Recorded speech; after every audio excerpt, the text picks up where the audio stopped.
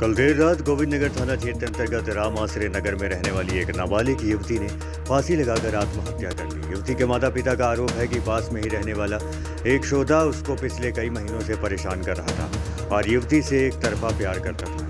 इसी के चलते परिवार वालों ने युवती की शादी कहीं और तय कर दी थी। नवंबर में युवती की शादी होनी थी।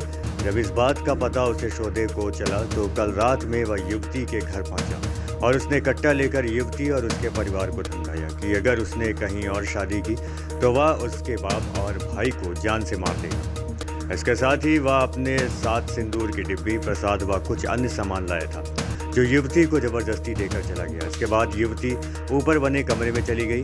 जब वह काफ़ी देर तक नीचे नहीं आई तो उसके परिवार वाले ऊपर गए तो उन्होंने देखा कि युवती ने फांसी लगा ली है।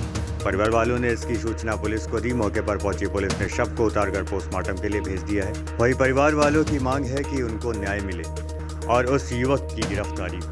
एक लड़का के कारण लगा लियो, गुलशन है, वहाँ रहता है, जमींदार है और मेरी दुकान पे 2-3 महीने से आता था। हमारे लड़के लोग को डराता था कट्टा लाके। हाँ, और ये कल शाम को ये सब फेंक गया। वैष्णो देवी गया था, शाम को ये फेंक गया कि हमसे शादी करो, नहीं करोगी तो तुम्हारा हम बदनाम कर देंगे, तुम्हारा नाम सबको मोबाइल में कर देंगे, शादी करो हमसे। उसी के डर से वो फांसी लगा के मर गई। हाँ, वो आया था 8 बजे आया था। ये सब फेंक गया ऊपर में, ये सब फेंक गया। उसके हाथ में नंबर था, उसका नाम लिखा है उसका हाथ में नाम नंबर सब लिखा हुआ है। हाँ, पुलिस पोस्टमार्टम के लिए ले गई है, अभी तक लाश नहीं आया है। लेकिन हम लोग की मांग है, हम चाह रहे जैसे हमारी बेटी को फांसी हुआ तो जिसके कारण मरा उसको भी फांसी होना चाहिए। हमको न्याय मिलना चाहिए। अगर मेरी बेटी के साथ हुआ है तो ये सबके बेटी के साथ होगा। अगर हमको न्याय नहीं मिलेगा तो किसी को दुनिया में न्याय नहीं मिलेगा सर, किसको नहीं। अरे यहाँ एक बगल में लड़का है, वो टॉर्चर करता रहता है। हमने शादी तय कर दिए थे, नवंबर में शादी होना फिक्स हो गया था। वो इस चीज़ का उसको पता चल गया। वो पता चला तो इसको कह रहा था कि हमसे शादी करो, नहीं तो तुम्हें हम बदनाम कर देंगे पूरे मोहल्ले में। इसके डर से ये घबराई रहती थी।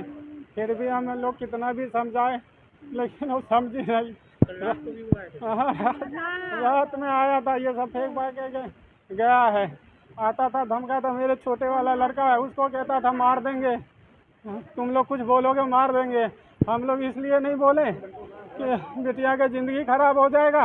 अब जब बिटिया ही नहीं रहा तो नहीं बोलेंगे, कैसे चलेगा।